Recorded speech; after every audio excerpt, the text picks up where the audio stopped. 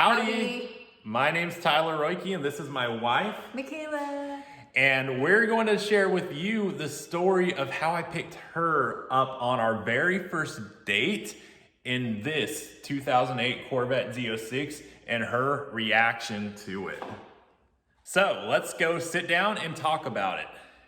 And we are back in our living room getting comfy. So, do you remember our very first date when I came and picked you up? I remember that very, very well, Tyler. It was kind of an interesting day. And it was shortly after we started speaking with each other, I picked up my blue Corvette Z06, which was my first supercar, and it was shortly after that we started dating. So I decided that I would pick her up in my new, to me, Corvette Z06 on our very first date. Mm-hmm. And it was actually the first time that we met, and this was her first impression on me in person. I had to do a background check on you. Just kidding. You're not kidding though. You did. But I did. I found out that you had a Corvette when I looked him up on Facebook, and I saw that he posted a picture of his Corvette. And just so you guys know, before I met him and before we got into a serious relationship, I was not that much of a car person. I did not know anything, and my impression of people with fast cars was that they were extremely rude on the road, and the only type of car that I was essentially interested in, and still interested in primarily, is a truck. Because that's not a car though, that's a truck. It's still a car. How? It's a truck. It's still a car, but it's a truck. A truck is its own category. If you owned a horse, you would understand trucks are essential to life.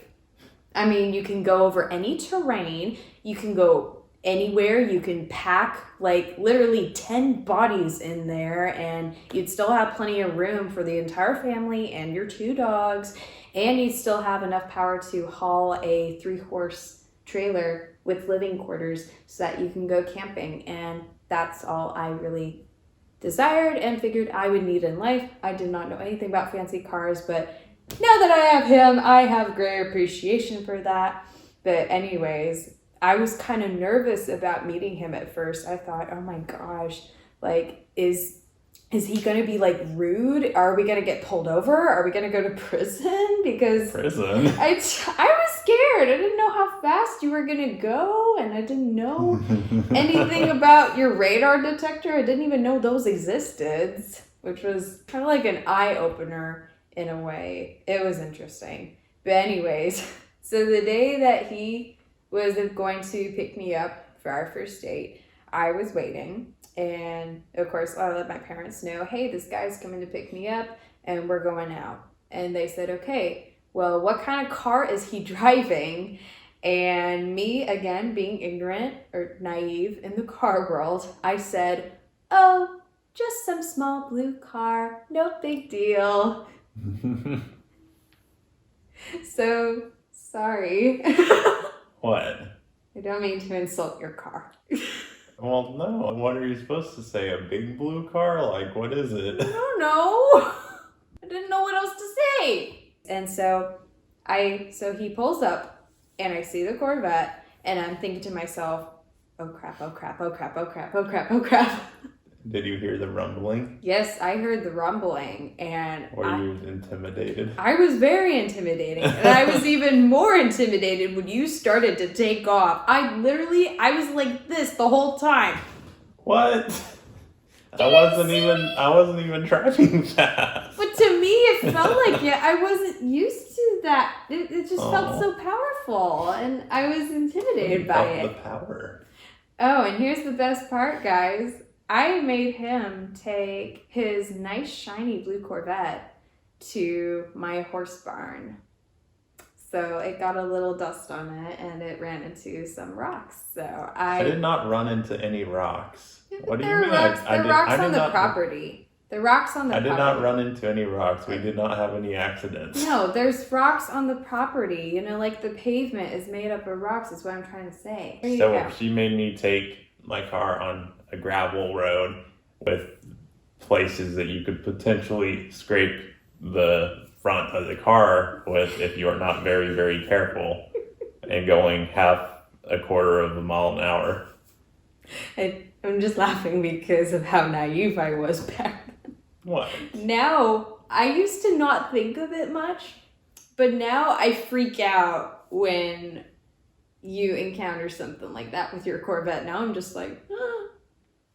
Why is that? Because now I feel like the Corvette is part mine now. Oh, so you adopted it. I guess. Oh. I still want a truck though. For going to school? No, for camping. When have we ever done that? We'll do it in the future. When we can afford one. When I can afford one. Well, the Porsche is perfect for camping. Yeah, but can it haul a horse trailer? Yes, it can. Never mind. So, what else did you think from our first date in the Corvette? What was your experience? It was eye-opening. It was thrilling. It was an adventure. And it showed me a whole new world. And so, what did you think by the end of our first date about the Corvette? I thought the Corvette wasn't that bad after all. And I actually thought it was a very nice car. And I learned that you weren't actually, rude or arrogant or anything like that. Like I thought at first. You're actually very sweet. You're a gentleman. You paid for dinner, which I was like, oh, yes. Yeah. Pays for dinner. I brought my wallet for nothing. Is that all I did? I didn't do anything. You also opened the car door for me, and every door since then, which makes me happy. Oh. So, yeah. So your reaction to the Corvette was scared, and then you realized that it wasn't so scary after all. Mm-hmm. When we are financially stable, can you buy me a Ford truck and a blue Porsche Cayenne SUV? Well, that one might be too big for you. What do you mean too big for me? That's the big one. Which one? The Cayenne. My I thought SUV? you would want the little one. What do you mean the little one? It's not a Cayenne. No, I have an SUV right now. I know. The Cayenne's like it's bigger than your SUV. That's the big daddy. I thought learned to drive. I learned to drive a truck before I got my license. But you said you were telling me about the little blue one that you saw the other day that you liked. Fine. Give me a little blue SUV and also a truck that can haul a trailer, please. Oh. Please, baby. When we're rich enough. That is my wish. And what was your scariest moment with me in the Corvette? Probably whenever we see a cop on the road. What? Really? Yeah. I get nervous thinking that, oh gosh, can you see the cop? Does the cop have his radar on? Can he see you? What? I don't want to get pulled over. Especially after your pullover story. If you haven't heard about that one yet. Check it out. If you are not subscribed to his channel, subscribe already. You should do it. Because I am. Oh. And so everything continued to go so well in all the future times I picked her up in the Corvette and, ultimately all the other dates we had to where we are married now and we are happy. And so everything turned out well from actually picking her up and taking the risk of going with the fast sports car on the first date.